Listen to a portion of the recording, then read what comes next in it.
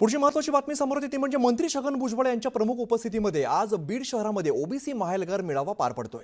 या ओबीसी महाएल्गार मेळाव्याला माजी मंत्री धनंजय मुंडे, प्राध्यापक लक्ष्मण हाके यांची प्रमुख उपस्थिती आहे। तर मंत्री पंकजा मुंडे यांना देखील या मेळाव्यात आमंत्रण देण्यात आलेलं आहे। दरम्यान मराठा समाजाच्या आरक्षणाला विरोध करण्यापूर्वी राजीनामा देऊन बीडमध्ये यावं, अन्यथा त्यांना बीडमध्ये पाऊल ठेवू देणार नाही असा इशारा मराठा समन्वयक गंगाधर काळकुटे यांनी दिलेला आहे। या पार्श्वभूमीवरती माने कॉम्प्लेक्स परिसरामध्ये गंगाधर काळकुटे यांच्याकडून आंदोलन केलं जात होतं। यापूर्वी काळकुटेंना पोलिसांनी नोटीस बजावली आहे। तर मराठा ओबीसी यांच्यात संघर्ष निर्माण होऊन कायदा सुव्यवस्थेचा प्रश्न निर्माण होऊ शकतो, म्हणून हा निर्णय घेण्यात आला आहे। दरम्यान या मेळाव्यामध्ये भुजबळ नेमकं काय बोलणार याकडे सगळ्यांचंच लक्ष लागलं आहे। उपस्थितीमध्ये बीडमध्ये ओबीसी महाएल्गार मेळावा होतोय आणि त्याची तयारी ही पूर्ण झालेली आहे। माझ्या पाठीमागे आपण पाहतोय अशा पद्धतीने भव्य असं व्यासपीठ या ठिकाणी उभारण्यात आलेलं आहे। तर अखिल भारतीय महात्मा फुले समता परिषद आणि सकल ओबीसी समाज यांच्या वतीने या सभेचं आयोजन करण्यात आलेलं आपण समोर पाहतोय। अशा पद्धतीने व्यासपीठ आहे, साऊंड सिस्टमची व्यवस्था, त्याचबरोबर बैठक व्यवस्था। बीड शहरातील छत्रपती संभाजी महाराज क्रीडांगणावरती विस्तीर्ण अशा मैदानामध्ये या ठिकाणी तयारी करण्यात आली। तर मोठमोठे बॅनर, फ्लेक्स देखील या ठिकाणी लावण्यात आले आहेत। पहिल्यांदाच माजी मंत्री धनंजय मुंडे हे देखील या मेळाव्याला उपस्थित राहत आहेत। तर ओबीसीच्या मेळाव्याच्या व्यासपीठावरती म्हणजे समता परिषदेने आयोजित केलेल्या मेळाव्यामध्ये यावेळेस प्राध्यापक लक्ष्मण हाके देखील छगन भुजबळ यांच्यासमोर पहिल्यांदाच बोलणार आहेत।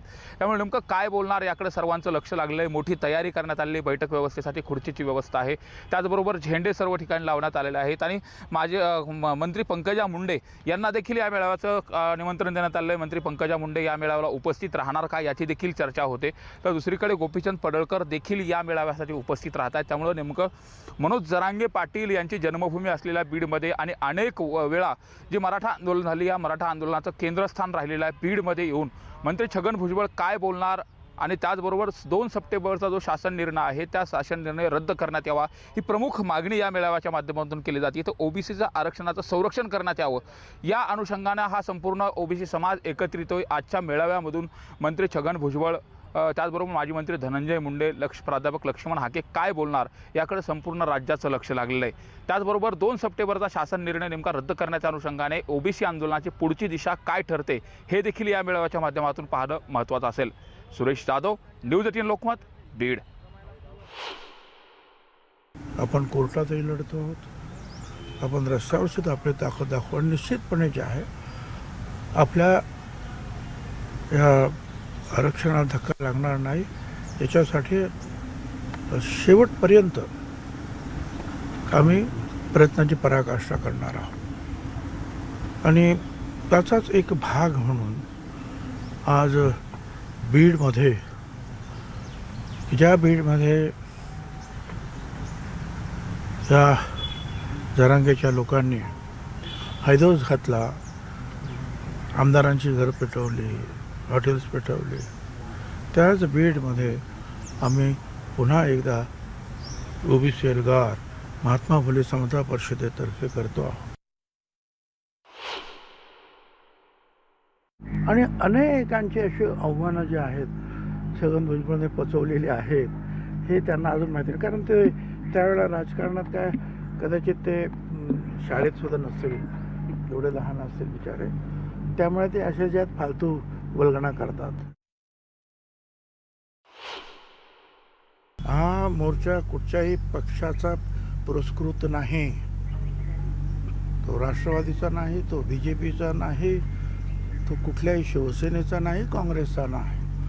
हा आहे महात्मा फुले समता परिषद प्रणीत ओबीसी एल्गार। पण त्याच्यामध्ये वेगवेगळ्या पक्षाचे कार्यकर्ते जे आहेत, कदाचित नेते येऊ शकणार नाहीत काही नेते, पण कार्यकर्ते जे आहेत ते सगळे मात्र एकवटणार आहेत।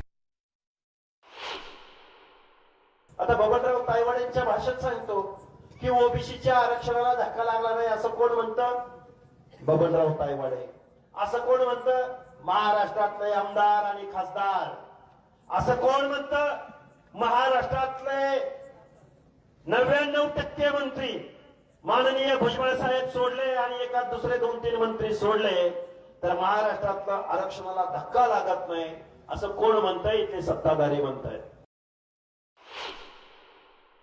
2 सप्टेंबरला जो GR काढला त्या GR अन्वये या महाराष्ट्रामधल्या मराठा समाजाला ओबीसीच्या आरक्षणामध्ये, ओबीसीच्या झोपडीमध्ये कोंबण्याचा प्रयत्न झालाय. जरांगे नावाचा माणूस उठतो, आमची पोरं गरीब झाली, आमची पोरं गरीब झाली, आम्ही 20 एकरावरनं 2 एकरावर आलो, आम्ही 50 एकरावरनं 10 एकरावर आलो. अरे तुझ्या नावावर 7-12 तर आहे, पण गावगाड्यामधल्या भटक्या विमुक्त जाती जमातीच्या माणसांवरती 7-12च नाही. त्यांचं काय करायचं? दरम्यान बीड शहरात ओबीसींचा महाएल्गार मेळावा पार पडतो आणि या मेळाव्याच्या पूर्वसंध्येला नवनाथ वाघमारेंनी प्रकाश सोळंकी आणि जरांगेंवरती सडकून टीका केली आहे.